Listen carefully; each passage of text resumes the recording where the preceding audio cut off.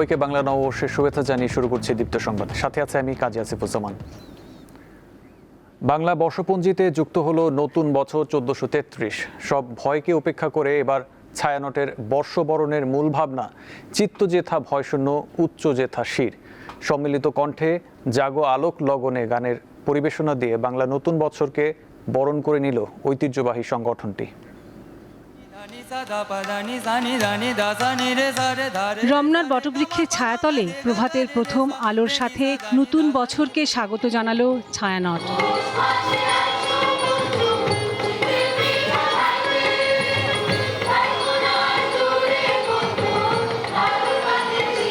শিল্পীদের গানের সুরে এবারের অনুষ্ঠান সেজে ওঠে রবীন্দ্রনাথ ঠাকুর, কাজী নজরুল ইসলাম, লালন সাঁই ও লোকগান দিয়ে। দেশপ্রেম, মানবপ্রেম আর প্রকৃতি প্রেমের গানে মুগ্ধতা ছড়িয়ে পড়ে রমনা জুড়ে। আজ অন্ধকারের বন্ধ দুয়ার কইলা কইলা যাক, আলো পহেলা বৈশাখ রে পহেলা বৈশাখ, পহেলা বৈশাখ। সার্বজনীন এই আনন্দ উৎসবে সামিল সব শ্রেণী পেশার মানুষ, গেয়ে ওঠেন সমবেত কণ্ঠে। আমাদের ঐতিহ্য এবং শেকড়ের টানেই বারবার ফিরে আসা, ছুটে আসা। প্রতি বছর বাবা মার সাথে আসতে চাই। বাংলাদেশিরা, বাঙালিরা সবসময় মনে এই সময়টা, এই দিনটা লালন করে থাকি যে আমরা নতুন বছর মঙ্গল নিয়ে, আনন্দ নিয়ে, আমরা সামনের শুভ কামনা নিয়ে আমরা এই সময়টাকে পালন করব।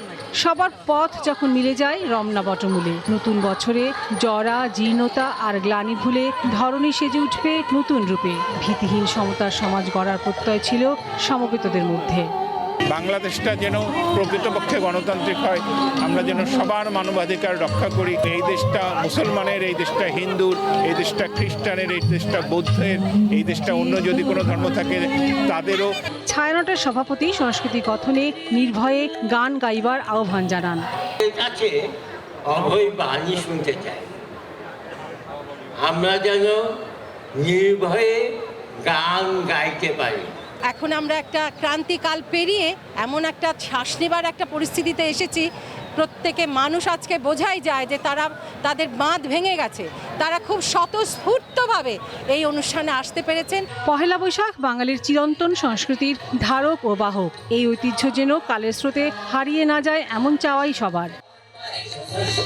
সংস্কৃতি বিরোধী সব অপশক্তি আর বাধা বিপত্তিকে তুচ্ছ করে বরাবরের মতো সুরের মূর্ছনায় জেগে উঠেছে রমনা বটমূলে।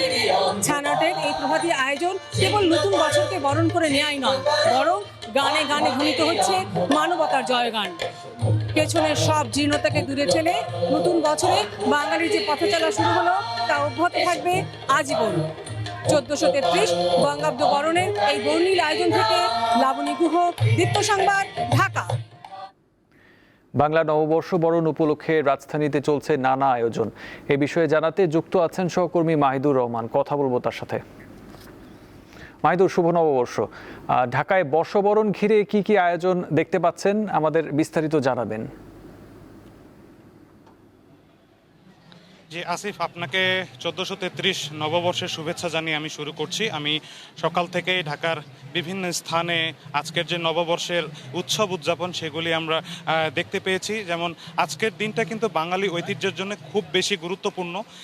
রমনার বটমূল বলেন বা ঢাকা ইউনিভার্সিটির ছায়ানট প্রাঙ্গণ বলেন, যে কোনো প্রাঙ্গণেই কিন্তু আজকে বাঙালিরা ধর্ম বর্ণ নির্বিশেষেই কিন্তু তাদের বর্ষবরণ উদযাপন করে আসছে। আমি এখন এই মুহূর্তে বাংলা একাডেমিতে অবস্থান করছি।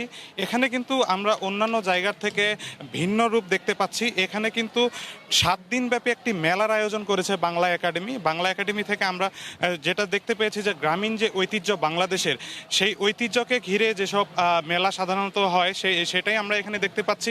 আমরা আয়োজক কমিটির সাথে কথা বলেছি, তারা আমাদেরকে জানিয়েছে যে এই যে ঢাকা শহরবাসী কিন্তু সাধারণত এই রকম মেলা থেকে দূরে থাকে, তারা আসলে দেখতে পায় না যে গ্রামীণ পরিবেশের যে মেলা, এই মেলার পরিবেশ কীরকম হয়। সেই জন্য ঢাকাবাসীকে নতুন করে পরিচয় করিয়ে দেওয়ার জন্য কিন্তু এখানেই তারা মেলার আয়োজন করেছে এবং পুরো বাংলা একাডেমি প্রাঙ্গণে কিন্তু আজকে এই মেলার স্টল দিয়ে ভরে গিয়েছে। এবং আমি আপনাকে আরেকটি জিনিস জানিয়ে রাখতে চাই যে শুধু এই মেলাতে শুধুমাত্র বাঙালি বাঙালি ঐতিহ্যের যে ধারণচিত্র সেটি নয়, এখানে আমরা যে দর্শনার্থী দেখছি যে সকাল থেকে দর্শনার্থীদের দিন যতই বাড়ছে ততই ভিড় আমরা দেখতে পেয়েছি, এবং এখানে পুরুষের থেকেও কিন্তু নারীদের উপস্থিতি আমরা অনেক বেশি দেখেছি। তারা বিভিন্ন ধরনের কেনাকাটা করছেন। আমি এই মুহূর্তে আপনাকে একজন দর্শনার্থীর সাথে কথা বলতে চাই যে তারা আসলে এই মেলায় এসে কীরকম অনুভব করছেন, তারা এই মেলার মাধ্যমে এই বাংলা নববর্ষকে কিভাবে উদযাপন করছেন। আসলে ঢাকা শহরে সচরাচর এই ধরনের মেলা দেখা যায় না, আর বৈশাখ বিগত কয়েক বছর আমরা বিভিন্ন কারণে পালনও করতে পারিনি তেমন একটা, তো এই জন্য এবার হচ্ছে মেলাতে আসা। আর এটা এখানে আসা হচ্ছে আমাদের সংস্কৃতি ঐতিহ্য সব কিছুর সাথেই পরিচিত, মানে সব কিছু এখানে আসলে একসাথে দেখা যায় বাংলার যে ঐতিহ্যটা। আমরা কেনাকাটা করেছি এই মুহূর্ত পর্যন্ত চুড়ি কিনেছি আর পাটের কিছু জিনিস দেখছি, পছন্দ হলে নেব। আর আমরা হচ্ছে মেলাতে নাগরদোলায় উঠেছি আর নৌকায় উঠেছি, এই জন্যই আসা। ওকে, ধন্যবাদ। আপনি যেমনটি শুনছিলেন যে এখানে যে দর্শনার্থীরা আসছেন তারা বিভিন্ন ধরনের কেনাকাটা করছেন, এবং নাগরদোলা কিন্তু আজকের এই মেলার বিশেষ আয়োজন, যেটি কিন্তু আমরা দেখেছি যে দীর্ঘ সারি নাগরদোলার সামনে সেটি ঠিক আরেক প্রান্তে অবস্থান করছে। তো এখানে ধর্ম বর্ণ নির্বিশেষে কিন্তু বাঙালি জাতির যে আজকের যে ঐতিহ্যের পোশাক, ছেলেরা পাঞ্জাবি পরেছে, মেয়েরা বিভিন্ন ধরনের রঙের শাড়ি পরেছে, তারা এই ধরনের পোশাক পরে কেউ তাদের পরিবারকে সময় দিয়েই কিন্তু আজকে তারা এই মেলার মধ্যে তারা পরিদর্শন করছে। এবং আমি একটি গুরুত্বপূর্ণ জিনিস জানিয়ে রাখতে চাই যে আজকে কিন্তু প্রচণ্ড গরম পড়েছে, এই গরমের মধ্যেও কিন্তু তারা এই গরমকে উপেক্ষা করে কিন্তু আজকের এই দিনটিকে উদযাপন করার জন্য তারা দলমত নির্বিশেষেই কিন্তু সবাই অবস্থান করছে। তো আমার কাছে বাংলা একাডেমি থেকে আসিফ, এই ছিল সর্বশেষ পরিস্থিতি। ছিলেন মাহিদুর রহমান। মাহিদুর, আপনাকে ধন্যবাদ। গণতন্ত্র পুনরুত্থানের বার্তা দিয়ে অনুষ্ঠিত হলো ঢাকা বিশ্ববিদ্যালয়ের চারুকলা অনুষদ থেকে শুরু হওয়া বৈশাখী শোভাযাত্রা। সকাল 9টার কিছু পর চারুকলার সামনে থেকে এই শোভাযাত্রা শুরু হয়। শোভাযাত্রার শুরুর দিকে ছিল অশ্বারোহী, তারপর পর্যায়ক্রমে আইন শৃঙ্খলা রক্ষাকারী বাহিনী, বাংলাদেশের পতাকা হাতে শিক্ষার্থী, রোভার স্কাউট, প্রক্টোরিয়াল টিম, সবশেষে শোভাযাত্রার প্রধান ব্যানার। এবারের 5টি প্রধান প্রতীক বা মোটিফ রাখা হয়। এগুলো হলো মোরগ, হাতি, পায়রা, দোতারা ও ঘোড়া। শোভাযাত্রায় ঢাকা বিশ্ববিদ্যালয়ের শিক্ষক, শিক্ষার্থী, কর্মকর্তা, কর্মচারী ছাড়াও সর্বস্তরের মানুষ অংশগ্রহণ করেন।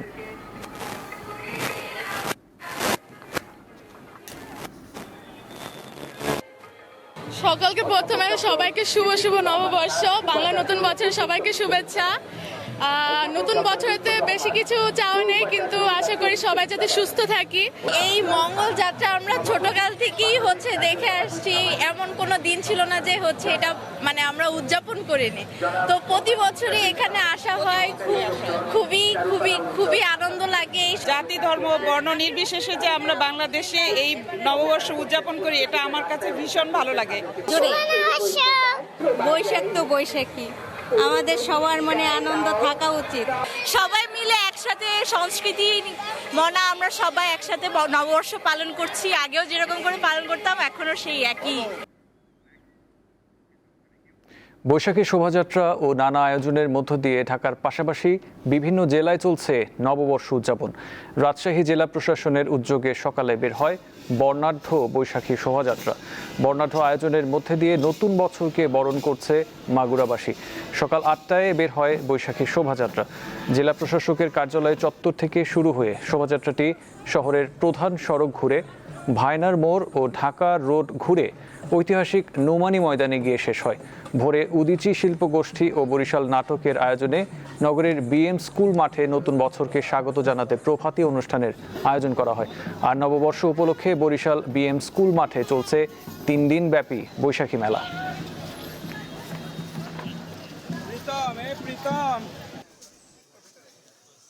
ভালো লাগছে, নতুন বছরের প্রত্যাশা হচ্ছে যেন বছরটা খুবই ভালো কাটুক, অবশ্যই ভালো কিছু হোক, সকলের জীবনে আনন্দ বয়ে নিয়ে আসুক। সব মিলিয়ে খুবই ভালো লাগছে। সকলকে শুভ নববর্ষ। নতুন বছরের প্রথম দিনে কৃষকরা হাতে পাচ্ছেন বহুল আলোচিত কৃষক কার্ড। এর অংশ হিসেবে মঙ্গলবার দেশের 10টি জেলায় পরীক্ষামূলকভাবে কৃষক কার্ড চালু হবে। প্রধানমন্ত্রী তারেক রহমান টাঙ্গাইলের শহীদ মারুফ স্টেডিয়ামে আয়োজিত উদ্বোধনী অনুষ্ঠানে যোগ দিয়েছেন। কৃষক কার্ড বিএনপির উল্লেখযোগ্য নির্বাচনী প্রতিশ্রুতিগুলোর মধ্যে একটি। এর আগে প্রতিশ্রুতি অনুযায়ী ফ্যামিলি কার্ড, ক্রীড়া কার্ড, খাল খনন কর্মসূচি চালু করেছে সরকার।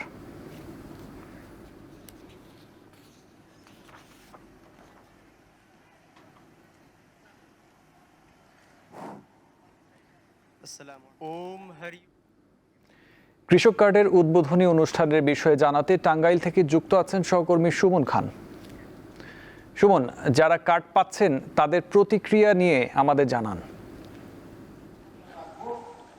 জি, আপনাকে ধন্যবাদ। আমি শুরুতে জানাতে চাই, ঐতিহাসিক এই কৃষক কার্ডকে নিয়ে ঘিরে টাঙ্গাইলে ব্যাপক আমেজ সৃষ্টি হয়েছে। ইতিমধ্যেই আপনি এক তথ্য দিয়ে জানিয়ে রাখি যে মাওলানা আব্দুল হামিদ খান ভাসানীর মাজার মাননীয় প্রধানমন্ত্রী আমার অপোজিট পাশেই তিনি বসে আছেন এবং কি বিভিন্ন মন্ত্রী উপমন্ত্রীরা বক্তব্য রাখছেন। আপনাকে আরেক তথ্য আমি জানিয়ে রাখি যে আমি বিভিন্ন কৃষকের সাথে কথা বলেছি, তারা আমাকে যে বিষয়টি জানিয়েছেন যে এই কৃষিকাজ 10টি সুবিধা, সেই 10টি সুবিধার তারা যে পাবে তারা ব্যাপক উৎফুল্লিত এবং কি আনন্দিত। এবং কি টাঙ্গাইলের প্রথমে 15 জন কৃষককে মাননীয় প্রধানমন্ত্রী এই কৃষিকাজ, সেই মনোনীত কৃষকগুলো এসেছে, আমি তাদের সাথে কথা বলেছি। আর মোট কার্ড দেওয়া হবে প্রায় 1453টি কৃষক কার্ড দেওয়া হবে। ইতিমধ্যে কৃষকরা আমাকে যে বিষয়টি জানিয়েছেন, বিগত 17 বছরে তারা যে সুযোগ সুবিধাগুলো পায়নি এবং কি এখন এই 10টি সুযোগ যান্ত্রিককরণ, কৃষি যান্ত্রিককরণ এবং কি সার, বীজ এবং কি নানান উপকরণ তারা পাবে এবং কি কৃষকের যে একটা অবয়ব টাঙ্গাইল জেলাতে সৃষ্টি হবে, সেই লক্ষ্যেই এই মাননীয় প্রধানমন্ত্রী যে এই কৃষি কার্ড চালু করেছে, তারা মাননীয় প্রধানমন্ত্রীকে দোয়া এবং কি তিনি যেন দীর্ঘজীবী হয় সেক্ষেত্রে তারা জানে। তো এ ছিল আমার কাছ থেকে সার্বিক তথ্য। আপনারা এ ছিল। জি সুমন, আপনাকে ধন্যবাদ। কুমিল্লায় চাল বোঝাই একটি ট্রাক নিয়ন্ত্রণ হারিয়ে খাদে পড়ে অন্তত 7 জন নিহত হয়েছেন। ভোরে ঢাকা চট্টগ্রাম মহাসড়কের দাউদকান্দি উপজেলার হাসানপুর এলাকায় এই দুর্ঘটনা ঘটে। পুলিশ জানায়, দিনাজপুর থেকে চাল বোঝাই একটি ট্রাক চট্টগ্রামের দিকে যাচ্ছিল। এ সময় হঠাৎ নিয়ন্ত্রণ হারিয়ে ট্রাকটি সড়কের নিচে পড়ে যায়। এতে ট্রাকের উপরে থাকা কমপক্ষে 13 জন চাপা পড়েন। ঘটনাস্থলেই 7 জন নিহত এবং আহত হন 6 জন। নিহতরা সবাই দিনাজপুরের বাসিন্দা।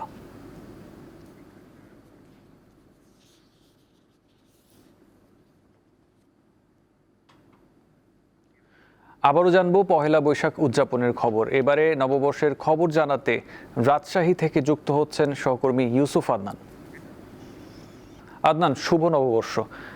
বৈশাখী শোভাযাত্রা সহ রাজশাহী বিশ্ববিদ্যালয়ের ক্যাম্পাসে আর কি কি আয়োজন দেখছেন আমাদের জানাবেন। আসিফ, আপনাকেও নববর্ষের শুভেচ্ছা। রাজশাহী বিশ্ববিদ্যালয়ের নববর্ষ উপলক্ষে নানা আয়োজনের ব্যবস্থা করেছে। এই মুহূর্তে আমি রাজশাহী বিশ্ববিদ্যালয়ের চারুকলা প্রাঙ্গণে রয়েছি। এখান থেকে কিছুক্ষণ আগে বর্ষবরণ আনন্দ শোভাযাত্রা বের করা হয়েছিল এবং সেখানে উপস্থিত ছিলেন রাজশাহী বিশ্ববিদ্যালয়ের উপাচার্য প্রফেসর ডক্টর ফরিদুল ইসলাম। এছাড়াও বিশ্ববিদ্যালয়ের বিভিন্ন উপাচার্যবৃন্দরা উপস্থিত ছিলেন। এখন আমি যেখানে রয়েছি রাজশাহী বিশ্ববিদ্যালয়ের চারুকলা প্রাঙ্গণে, এখানে গ্রামীণ যে মেলা রয়েছে সেই গ্রামীণ মেলা চলছে। এখানে আমরা দেখেছি মাটির যে আসবাবপত্রগুলো, আগের আসবাবপত্রগুলো বিক্রয় করা হচ্ছে। এখানে মাটির ব্যাংক, মাটির পাত্র, গ্লাস, মগ থেকে অনেক আসবাবপত্র এখানে আমরা দেখেছি। পাশাপাশি আমরা দেখেছি যে খেলনাগুলো থাকে, বাচ্চারা খেলা করে, খেলনাগুলো এখানে রয়েছে। পাশাপাশি রয়েছে এখানে আমরা দেখেছি যে হাতের তৈরি যে কাপড়ের কাজগুলো রয়েছে, কাপড়ের তৈরি বিভিন্ন পোশাক রয়েছে এবং আমরা দেখেছি যে কাঠের যে কাঠের আমরা বিভিন্ন আসবাবপত্র ব্যবহার করে থাকি, যেগুলো হাতা প্লাস বিভিন্ন আসবাবপত্র আমরা মাটির কাঠের তৈরি করে থাকি, সেগুলো নিয়ে এখন গ্রামীণ মেলা বসেছে বিশ্ববিদ্যালয় চারুকলা প্রাঙ্গণে। এখানে আমরা দেখতে পাচ্ছি যে বাঁশি সহ বিভিন্ন মুখোশ এবং গ্রামীণ বাংলার যে ঐতিহ্যগুলো রয়েছে সেগুলো আসলে তুলে ধরা হয়েছে। এছাড়াও আমরা দেখতে পাচ্ছি যে বিভিন্ন রকমের চুড়ি, ফিতা মাটির তৈরি। এছাড়াও আমরা দেখছি যে পাশে গ্রামীণ যে খাবারগুলো তৈরি করা থাকে, জিলাপি, গুড়ের তৈরি জিলাপি, মুড়ি, মুড়কি, এগুলোও এখানে আয়োজন করছে এবং আমরা এখানে বিভিন্ন কাগজের তৈরি বিভিন্ন খেলনাও এখানে দেখেছি যে এখানে স্টল দেওয়া হয়েছে। এই সব মিলে রাজশাহী বিশ্ববিদ্যালয়ে আমরা দেখেছি যে বিভিন্ন উৎসবের পাশাপাশি গ্রামীণ যে একটা ঐতিহ্য, নববর্ষ যে বাংলার একটি প্রাণের উৎসব, সেই উৎসবকে ফুটিয়ে তোলার জন্য এখানে আসলে মেলা চলছে। আসলে এই ছিল আমার কাছে রাজশাহী বিশ্ববিদ্যালয় থেকে সর্বশেষ খবর। আসিফ। জি, ছিলেন ইউসুফ আদনান। চট্টগ্রামে নববর্ষ উদযাপনের খবর জানাতে আমাদের সঙ্গে এবারে যুক্ত আছেন সহকর্মী রুনা আনসারি। কথা বলবো তার সাথে। রুনা, চট্টগ্রামের বৈশাখী শোভাযাত্রা ও নানা কর্মসূচি সম্পর্কে আমাদের জানাবেন।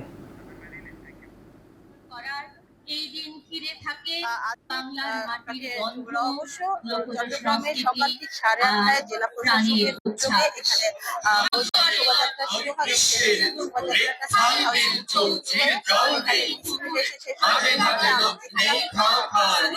জেলা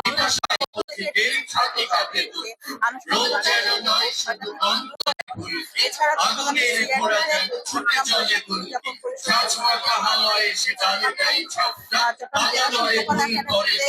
জেলা শিল্পকলা একাডেমি অন্যান্য পাশাপাশি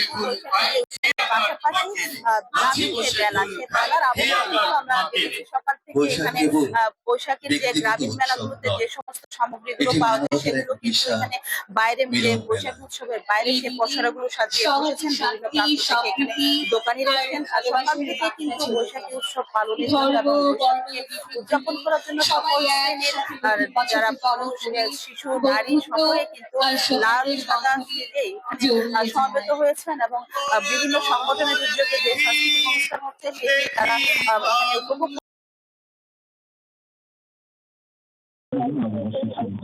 যে উৎসব হচ্ছে সে সিআরবির উৎসবও কিন্তু প্রচুর পরিমাণের যারা দর্শনার্থী তাদের সমাগম দেখেছে এবং এটি কিন্তু আসলে একটি শুধু নতুন বছর নয়, এটি একটি উৎসবের আমেজ এবং উৎসবটিকে তারা সকল শ্রেণীর মানুষ সকল ধর্ম বর্ণ নির্বিশেষে সকলেই কিন্তু সকাল থেকে এটি পালন করছে এবং পুরো শহরে কিন্তু এখন সাজরব বৈশাখী যে উৎসব লাল সাদা আবরণে কিন্তু চট্টগ্রাম শহর সেজেছে এবং লাল সাদার আবরণে কিন্তু পুরো চট্টগ্রাম শহরে মানুষ বৈশাখী উৎসব পালন করছে।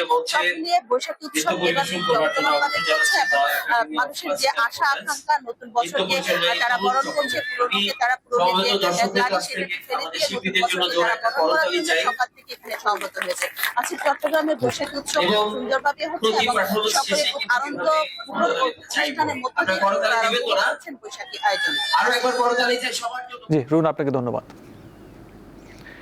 আসন্ন কুরবানির ঈদ উপলক্ষে দেশ জুড়ে শুরু হয়েছে দেশের শীর্ষস্থানীয় ব্র্যান্ড মার্সেলের ডিজিটাল ক্যাম্পেইন সিজন 24। এই ঈদে মার্সেল পণ্য কিনে ক্রেতারা পাচ্ছেন 10 লাখ টাকা পাওয়ার সুযোগ। এছাড়াও রয়েছে আকর্ষণীয় অঙ্কের ক্যাশব্যাক সহ লাখ লাখ টাকার নিশ্চিত ক্যাশ ভাউচার। চলতি বছরের ঈদুল আজহা পর্যন্ত দেশ জুড়ে মার্সেল পণ্য ক্রয়ে এসব সুবিধা পাবেন ক্রেতারা।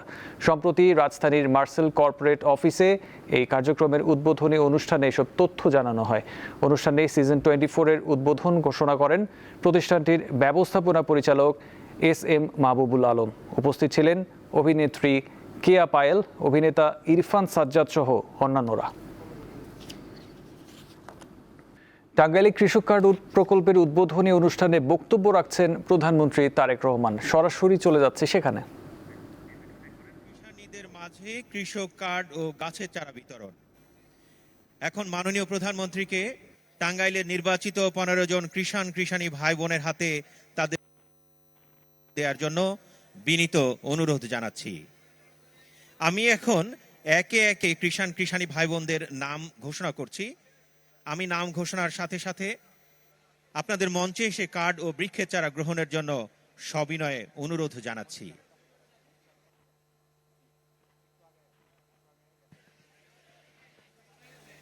কৃষক কার্ড এবং গাছের চারা মাননীয় প্রধানমন্ত্রী বিতরণ করবেন এবং আমি একে একে নাম ঘোষণা করব। প্রথমে মোহাম্মদ আবু মোহাম্মদ রোমান, আবু কায়সারের পরে মোহাম্মদ রোমান,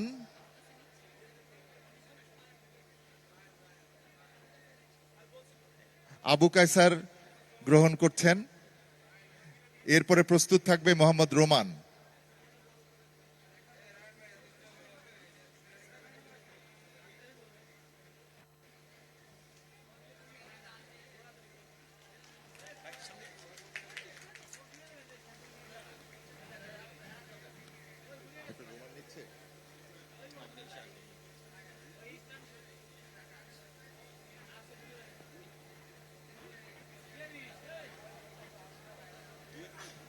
এরপরে আসবে মোহাম্মদ রোমান।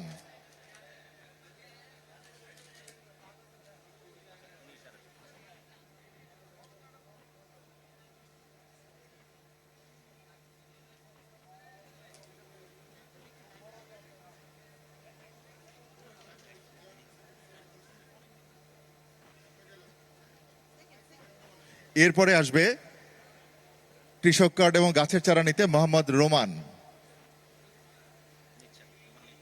মোহাম্মদ রোমান মাননীয় প্রধানমন্ত্রীর কাছ থেকে কৃষক কার্ড এবং গাছের চারা উপহার নিচ্ছেন।